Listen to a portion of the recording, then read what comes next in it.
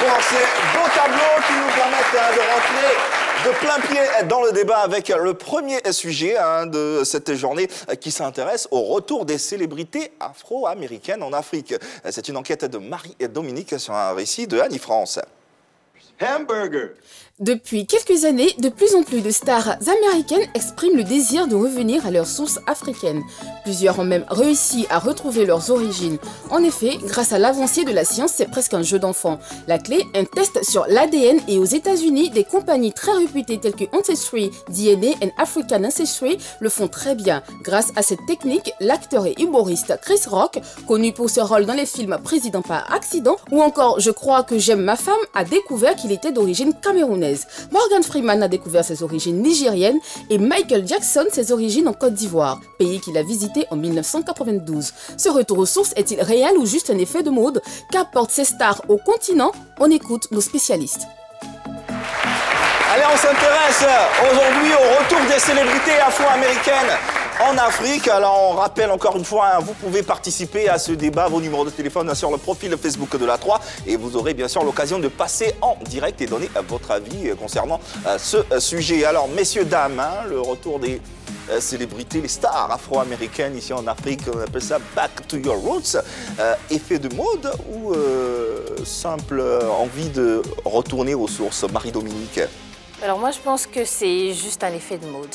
Lorsque une Taraji annonce devant tout le monde comme ça, lors d'une cérémonie, qu'elle a une origine camerounaise, tout de suite, ça crée une certaine émotion. Les gens disent « Waouh !» Taraji, c'est la célèbre actrice qui campe... Elle a fait de la musique aussi. Cookie Lion dans la série Empire. C'est ça. Voilà. Et du coup, ça crée une certaine émotion. Waouh, elle est africaine. Du coup, les autres, ils ont envie de savoir aussi d'où ils viennent. Et puis, ça fait chic.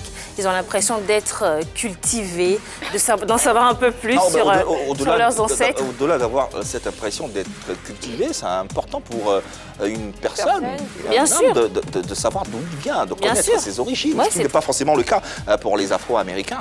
Ouais. C'est très important, mais après, l'importance aussi, elle se mesure dans les actes après. Si cette information-là est utilisée après, si c'est juste pour raconter des histoires aux enfants, tu sais, ton grand-père, il était camerounais. Si c'est juste ça, finalement, c'est pas si important que ça, l'information, parce qu'après, il faut aller au-delà. C'est pour ça que je dis que c'est juste un effet de mode, parce que celui-là, c'est. Moi, j'ai envie de savoir aussi. Et puis aussi, quand Cardi B, par exemple, elle dit qu'elle a envie de demander la nationalité nigériane, c'est juste pour faire le buzz. Dans le cas de Cardi B, c'est assez clair et spécifique. Elle a demandé la nationalité. Elle n'a pas... Est-ce qu'elle a demandé la nationalité? Elle a dit qu'elle voulait demander la nationalité. Oui. Mais ça fait 3 mois, elle a encore déposé aucune demande. Alors, on se demande pourquoi. Elle a été très énervée par la politique de Donald Trump et c'est ce qui l'a poussée à dire ça dans un premier temps. Même si elle a été au Nigeria, elle a été séduite par la culture et tout. Mais jusque-là, il n'y a pas encore eu de demande posée. Alors, où je donne raison à Marie-Dominique, c'est quand elle parle de Cardi B. Effectivement, Cardi B avait émis l'idée de se cacher entre griffes au Nigeria à cause de la mort de Qassim Soleimani, le général iranien, qui a été tué et tout ça. Donc, elle a eu peur. Donc, elle voulait fuir. Elle n'aimait pas la politique. Effectivement, elle a eu peur de la politique de Donald Trump. Donc, elle a voulu fuir. Voilà pourquoi elle a demandé la nationalité. En ce qui concerne... Ça, c'est du Cardi B. Voilà, elle fait sa showgirl, c'est normal. C'est pas pour autant que c'est vrai. Bon. Non, voilà, pour l'instant, je ne sais pas. Alors, pour ce qui est des autres, je leur accorde quand même du crédit.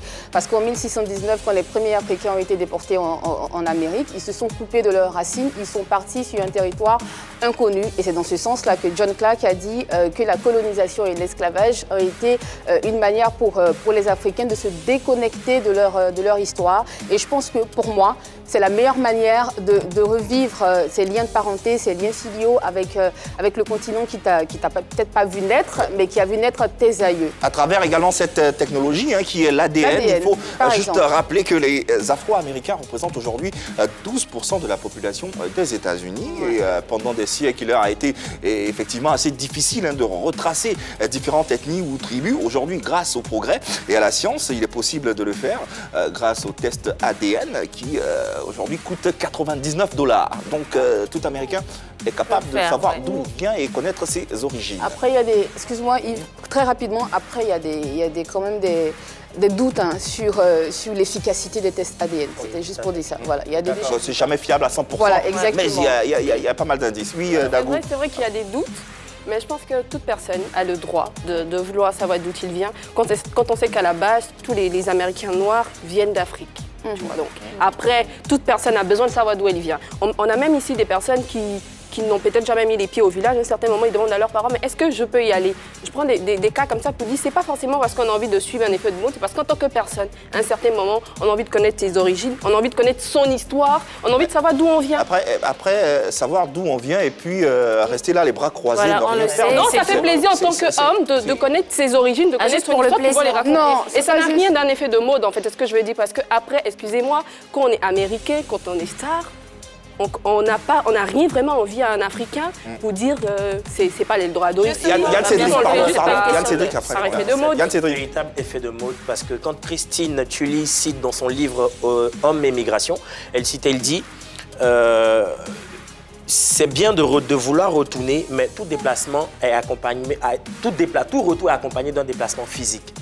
Alors que ces personnes-là qui désirent justement retourner en Afrique mais qui ne viennent pas. Ils y vont. On a Samuel L. Jackson qui est gabonais, qui est parti au Gabon. C'est pas des spéculations. Il a fait un petit voyage. Non, pas tous à la fois. Pourquoi je vous dis qu'ils ne viennent pas? Ils ne viennent pas pour s'installer. Ils viennent juste pour vérifier puis repartir. Le seul qui est venu et qui s'est installé, c'était Jérôme Thompson. Oui, mais juste une visite simplement pour dire que je suis africain et tout. Ils reviennent à l'Afrique. Ils ont envie de voir leurs histoires. En Afrique. Voilà. Eunice ou non? Ils ont envie de connaître leurs origines. Est-ce que tu connais ton village? Oui, Sapia. Et pourquoi? Qu'est-ce que ça te fait quand tu arrives à Sapia, comme tu dis? Qu'est-ce que ça te fait de te sentir chez toi? C'est chez moi, mais si il y a une nationalité américaine, je ne vais pas laisser venir prendre la nationalité ivoirienne. Ah, justement, donc ils n'ont vraiment aucun avantage à le faire. Justement, l'avantage, c'est le buzz. qui montre que c'est le buzz. C'est attirer l'attention sur soi. Je suis désolée. Moi, je pense que ça va au-delà du buzz. Tout à l'heure, il a parlé des célébrités qui ne sont jamais venues. Je peux citer Whoopi Goldberg, qui a su qu'elle venait de la Guinée-Bissau, mais qui n'est jamais venue. OK?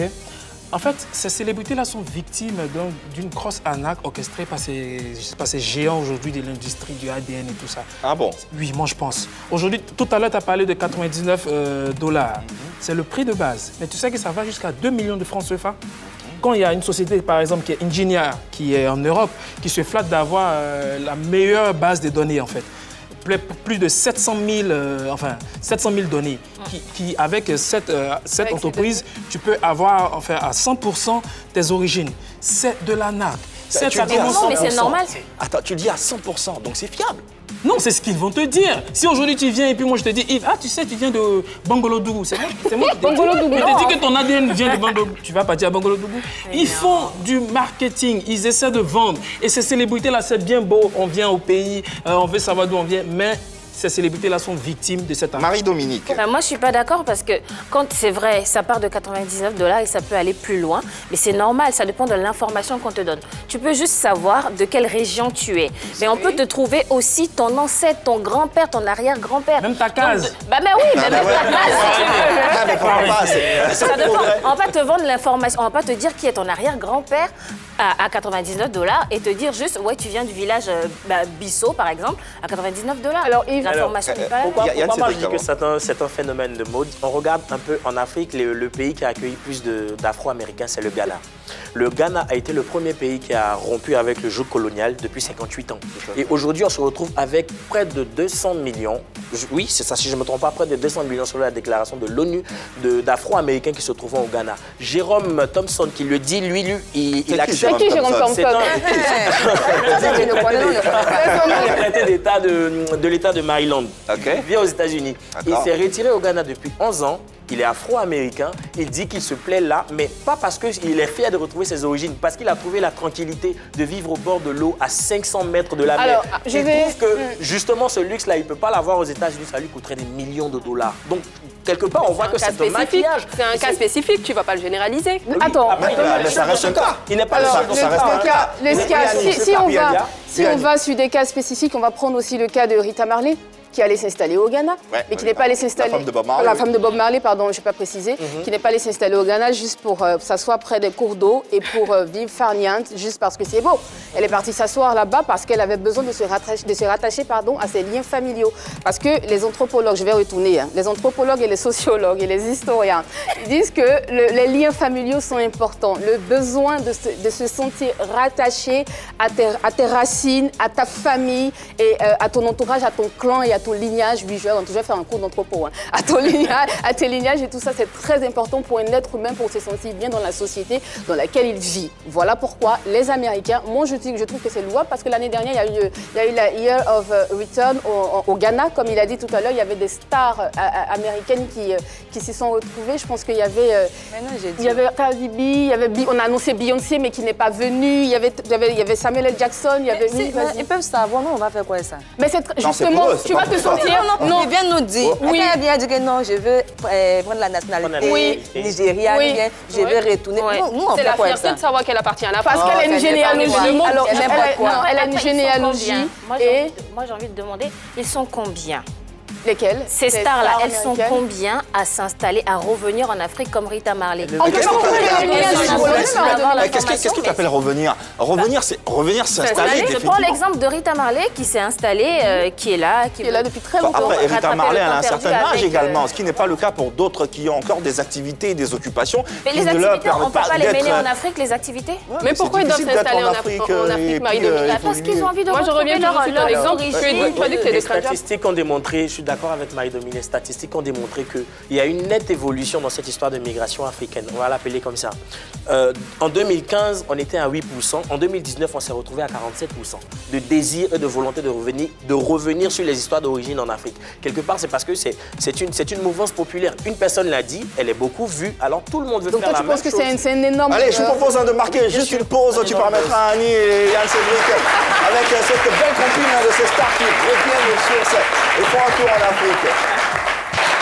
Allez, le retour des stars noires, des stars afro-américaines en Afrique, effet de mode ou retour réel aux sources. On se pose la question et on en débat autour de ce plateau, tout en vous rappelant le deuxième sujet qui aura lieu dans la deuxième partie d'émission et qui s'intéresse au coupé décalé. On se pose la question de savoir si, sans clash, le coupé décalé tombé ou est tombé dans la morosité. Alors, ça sera le deuxième sujet dont on vous invite à participer, à travers le profil Facebook de l'A3. Pour l'instant, on poursuit avec notre premier sujet et on essaie de développer un tout petit peu. Est-ce que ce retour-là, finalement, qu'est-ce que ça apporte au continent africain? Beaucoup. Ou aux différents pays? Beaucoup. Ils disent rien. Beaucoup, c'est quoi? Par exemple, Michael J. White, l'acteur américain qui a été intronisé au Ghana, il y a pas mal de célébrités qui sont retournées au Ghana. Qu'est-ce que ça a apporté au Ghana culturellement, financièrement? Déjà, pas forcément financièrement. Je veux dire déjà la fierté de savoir qu'il y a un des nôtres qui est revenu aux sources pour savoir d'où il venait. Pour moi, s'il y a de la fierté. Après, il y a Claudie Siard qui a fait un test ADN l'année dernière où il s'est retrouvé à 50%, 55% africain. Ça, c'est normal. Mais oui, on va dire que ça, c'est normal. Et Nigeria, il y a également Cameroun, les Boni aux Antilles qui ont... Exactement. Voilà, qui étaient en Guyane, et qui sont venus ici en Côte d'Ivoire. Claudicia, par exemple, il mène des actions vraiment formidables pour les Africains dans le monde entier. Il a été débauché par le gouvernement Sarkozy, je me souviens bien, où il devait être une sorte de porte-parole pour les Africains et expliquer réellement les besoins des Africains. C'est peut-être pas celui qui est le plus africain que les autres, mais en tout cas, c'est celui-là même qui a eu beaucoup plus de relations. C'est pas grave, qui a eu beaucoup plus de relations. Ensuite, il y a Beyoncé aussi, qui a été habillée par la Falaise Dion, qui est une Ivoirienne, qui a été habillée par une autre Ivoirienne également pour les 100 ans de Nelson Mandela. Donc je pense que pour moi, ça apporte énormément à l'Afrique. Alors, moi, j'écoute Annie. J'écoute Annie et je me mets à rire parce que nous, quand on demande qu'est-ce que ces stars apportent aux l'argent, Africains, tu vois. Non, c'est pas l'argent, mais on a besoin des choses palpables et matérielles. C'est quoi? On a le cas de matériel. Très simplement, on a vu le cas de Akon, certes, qui n'est pas dans cette... Akon, il fait partie de la diaspora. Oui, c'est justement, j'allais en venir. Oui. Il ne fait pas partie de cette mentalité, de cette veine-là de venir s'installer en Afrique, mais qui pose pose des actes concrets pour l'évolution du Sénégal. Mais on a dit encore qu'il fait partie de la diaspora. L'exemple d'Ekon, c'est pas le bon. Parce que Ekon, c'est un Africain, voilà. Pourquoi je le dis, pourquoi je cite Ekon, c'est vrai que c'est pas un exemple concret, mais je préfère le citer parce que dans le même livre que j'ai lu, la dame, elle cite, c'est vrai, c'est bien de vouloir retourner, mais après, en tant que star, ça doit être suivi d'actions concrètes. C'est en ce moment-là que les gens te reconnaîtront. C'est en ce moment-là que les gens reconnaîtront ta valeur sur leur territoire. Mais si c'est pour venir te faire habiller par des stylistes, encore moins pour te faire fait la promotion introniser ou quoi que ce soit, il n'y a rien de concret finalement. Marie-Dominique, ce qu'il dit n'est pas faux. Ouais, pour venir se faire introniser, avoir les éloges, et puis ça s'arrête là. Marie-Dominique, la fierté, c'est bien. Il y a un Africain qui représente les Africains aux États-Unis, c'est bien, on est content, mais ça n'apporte rien à l'Afrique. Ça n'apporte pas, ça ne met pas de la nourriture sur la table. On était bien content quand Barack Obama est devenu président de la République, des États-Unis, tous les Africains étaient contents, mais qu'est-ce que ça a changé? Même aux États-Unis, ça n'a rien changé. Les Noirs, ils sont restés marginalisés. Donc, tout ça, je veux dire... C'est déjà Marie-Dominique, c'est bien. Je veux dire, on est content, mais ça ne change pas notre situation. C'est vrai qu'il y en a quelques-uns, je termine, il y en a quelques-uns qui ont des fondations et qui agissent quelque part pour l'Afrique, mais ils pourraient en faire beaucoup plus. C'est déjà quelque chose. Tu parles de ceux qui ont des fondations. Il faut citer le nom, par exemple, de Isaiah Washington.